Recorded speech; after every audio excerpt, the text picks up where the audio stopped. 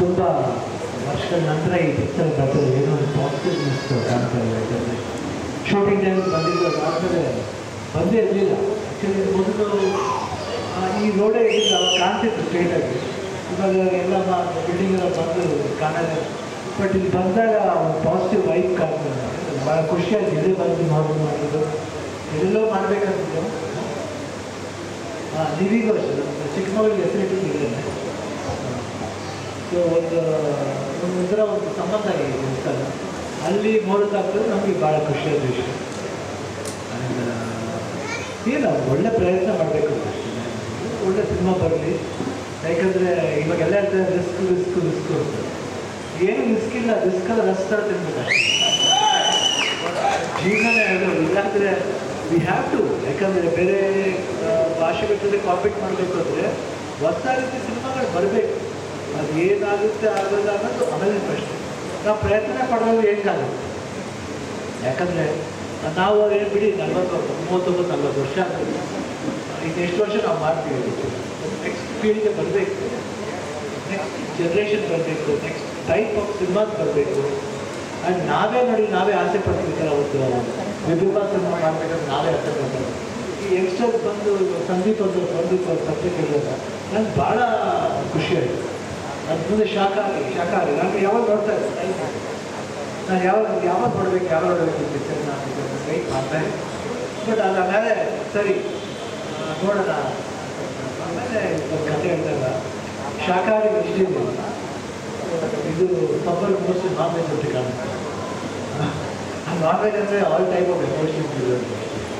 But ನನಗೆ ಆ train ಇಷ್ಟ ಆಗಿದೆ. ಸಿನಿಮಾ ಕಥೆ ಟೋಟ್ಲಿ ಅವರು ಏನು ಕಥೆ ಅಂತ ಮಾಡ್ತಿದ್ರು, ಆ ಕಥೆಯಲ್ಲಿ ಏನು ಹುಡ್ತೀವಿ ನನಗೆ ಡೈರೆಕ್ಟ್ಲಾಗಿ ಹುಡ್ತಾರೆ, ಅದು ಜನ ನೋಡಿ ಅವ್ರೇನು ಹುಡ್ತಾರೆ ಅನ್ನೋದು ಮುಖ್ಯ. ಐ ಥಿಂಕ್ ಆ ಇದರಲ್ಲಿ ಭಾಳಷ್ಟು ಸ್ಕ್ರೀನ್ಗಳಲ್ಲಿ ಭಾಳ ತುಂಬ ಚೆನ್ನಾಗಿ ನನಗೆ ಭಾಳ ಕುತೂಹಲ. ಅದು ಕೇಳಿದ್ಮೇಲೆ ಕಥೆ ಕೇಳಿದ್ಮೇಲೆ ಇದೇ ಸುಮ್ಮನೆ ಬಂದು ಕೇಳ್ತಾರೆ. ಆಮೇಲೆ ಗೀತದ ಇದ್ದಾಗಿತ್ತ ನಾವೇ ಮಾಡೋದು. ನನಗೆ ಯಾಕೋ ಅನಿಸ್ತಾ ಇದೆ ಇದು ಒಂದು ಒಳ್ಳೆ ಸಿನಿಮಾ ಆಗುತ್ತೆ ಅಂತ ಭರವಸೆ ಇದೆ. ನಾವು ಮಾಡೋದು ನೋ ಪ್ರಾಬ್ಲಮ್. ಯಾಕೆ ಇವಾಗ ಯಾರೇ ಹೇಳಿ ಮಾಡೇ ಮಾಡ್ತೀವಿ. ಇವಾಗ ನಾವು ಮಾಡಬೇಕು ಖುಷಿಯಾಗಿರ್ತೀವಿ. ನಮ್ಮ ತಾಯಿ ತುಂಬ ಸಂತೋಷ ಆಗ್ತದೆ.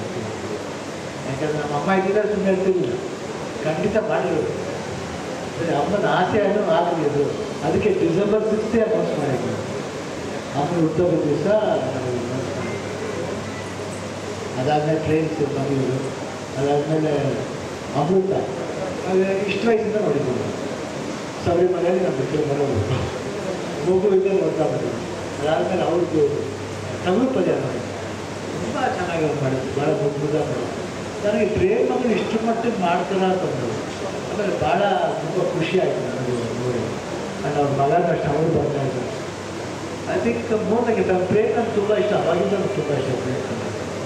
ಐ ಥಿಂಕ್ ಪ್ರೇಮ್ ಜೊತೆ ನಾವು ಒಡನಾಟ ಯಾವಾಗಲೂ ಇತ್ತು. ಸಿನಿಮಾ ಜಾಸ್ತಿ ಮಾಡಲ್ಲ, ಒಂದೇ ಸಿನಿಮಾ ಮಾಡಬೇಕು.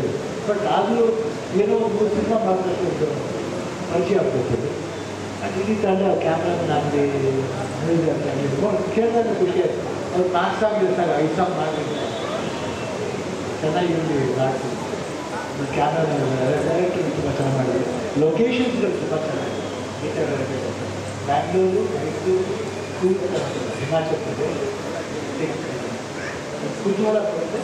ಒಂದು ವಿಭಿನ್ನ ಸಿನಿಮಾ ಆಗುತ್ತೆ ವಿಲೇನ್ಗೂ. ಆ್ಯಂಡ್ ಎಲ್ಲ ಪಾತ್ರಗಳಿಗೂ ಭಾಳ ಇಂಪಾರ್ಟೆಂಟ್ ಆಗಿರ್ತೀವಿ. ಇವ್ರ ಪಾತ್ರ ಅವ್ರ ಪಾತ್ರ ಅಂತ ಎನಿ ಸಿಂಪಲ್ ಪಾತ್ರ ನೋಡಿದಾಗಲೇ ಎಲ್ಲಿ ಬೆಳೆಯೋದೇ ಇಲ್ಲ. ಎಷ್ಟು ಹೇಳ್ತಾ ನಮ್ಮ ಮಗಳು ಬಂದಿದ್ದಾರೆ, ಧನ್ಯ ಬಂದಿದ್ದಾರೆ, ಮಗಳು ಕಳಿಸಿದ್ರು, ಪ್ರಶಾಂತ್ ಬಂದಿದ್ದಾರೆ, ನಮ್ಮ ವಾಕಿಂಗ್ ಸರ್ ಬಂದಿದ್ದಾರೆ, ಪ್ರೇಮ ಬಂದಿದ್ದಾರೆ, ಶ್ರೀನಗರ್ ಕಿಟಿ ಬಂದಿದ್ದಾರೆ. Thank you Srinagar Kitty. ನಮ್ಮ ಡೈರೆಕ್ಟರ್ ನಾಗಶೇಖರ್ ಬಂದಿದ್ದಾರೆ, ಸ್ಟೈಲಿಶ್ ಡೈರೆಕ್ಟರ್ ನಾಗಶೇಖರ್ ಬಂದಿದ್ದಾರೆ. ಯಾಕೆ ಅವ್ರು ಮಾತಾಡ್ಬೇಕಾದ್ರೆ ಸ್ಟೈಲಿಶೇ ಮಾತಾಡ್ತಾರೆ, ಅದು ನಮ್ಗೆ ತುಂಬ ಇಷ್ಟ. ಶ್ರೀನಿ ಬಂದಿದ್ದಾರೆ, ಸಿನಿಮಾ ಬಂದಿದ್ದಾರೆ, ಶೇಖರ್ ಎಲ್ಲರೂ ಬಂದಿದ್ದಾರೆ, ವಾಕಿಂಗ್ ಟೈಮ್ ಬಂದಿದ್ದಾರೆ. ಎಲ್ಲರಿಗೂ ಥ್ಯಾಂಕ್ಸ್ ಇಷ್ಟಪಡ್ತೀನಿ. ಸೊ ಇನ್ನು ಮುಂದೆ ಶೂಟಿಂಗ್ ಸ್ಟಾರ್ಟ್ ಆಗುತ್ತೆ 15th 15ರಿಂದ ಮೇ 15th. ಸೊ ಇದು ಗೋವಾ ಅವ್ರು ಹೇಳಿದರೆ ಯಾವ್ಯಾವ ಹಂತದಲ್ಲಿ ಮಾಡಬೇಕು. So according that